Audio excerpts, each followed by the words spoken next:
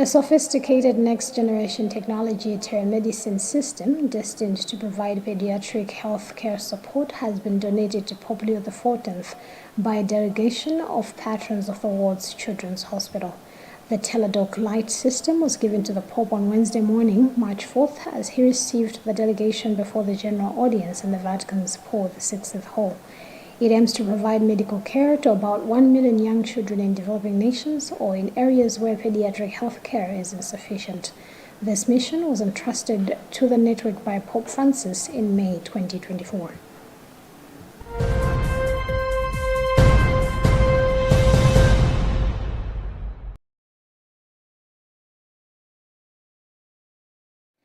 Government has maintained strict expenditure controls for the 2026-2027 financial year to stabilize the economy and manage limited resources.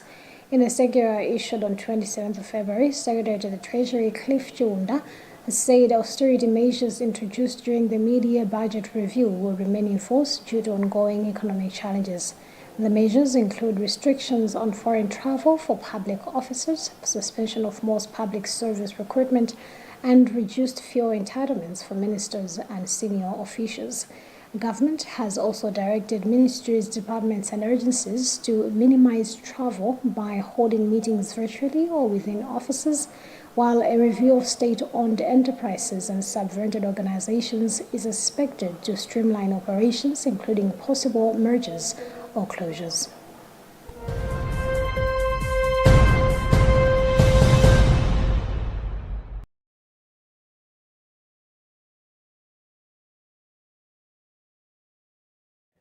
The Supreme Court of Appeal has dismissed a case concerning the parliamentary election in Likwenu constituency in Machinga district, which involved Minister of Education Bright Msaka of the Democratic Progressive Party (DPP) and MacDonald Makanjira, who challenged the results of the 16th September 2025 election won by Tulinje Muluzi of the United Democratic Front (UDF).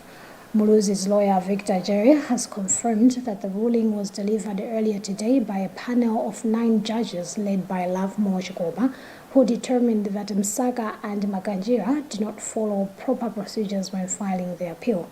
The two had earlier taken the matter to the High Court, arguing that the election was marred by several irregularities, including allegations that Muluzi distributed money to influence voters. However, the High Court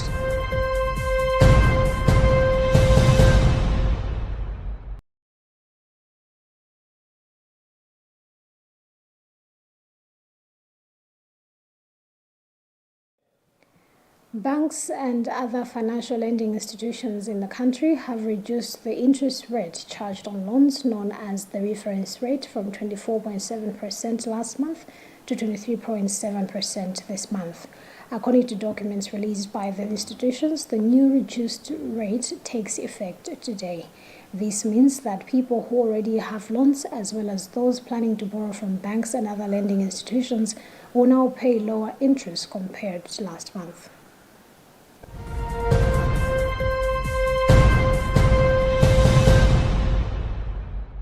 The Malawi Communications Regulatory Authority, MACRA, has announced a reconciliation exercise for former content service licensees whose licenses were revoked within the past 10 years.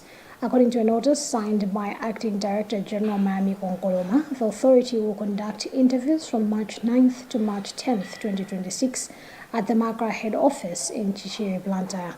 The interviews are aimed at reviewing requests for license restatement in line with principles of administrative justice, transparency, and fair regulation. Media houses under consideration include FM 101, Galaxy FM, Usisia Community Radio, Rainbow TV, Mazigo, and Zigo FM, just to mention a few.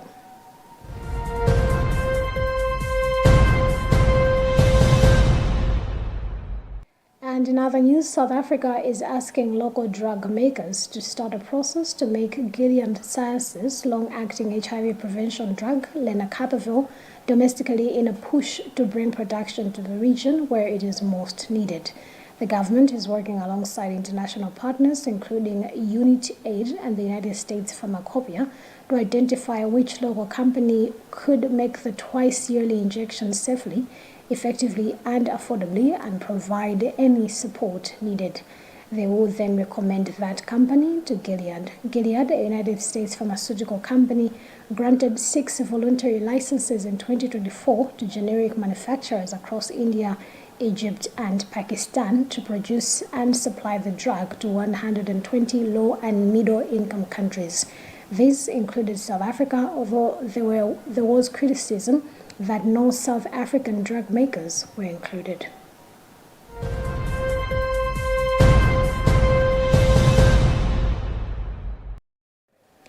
And that is about what we had time for in this edition of our news updates. My name is Tandi Wemzamara. Good afternoon.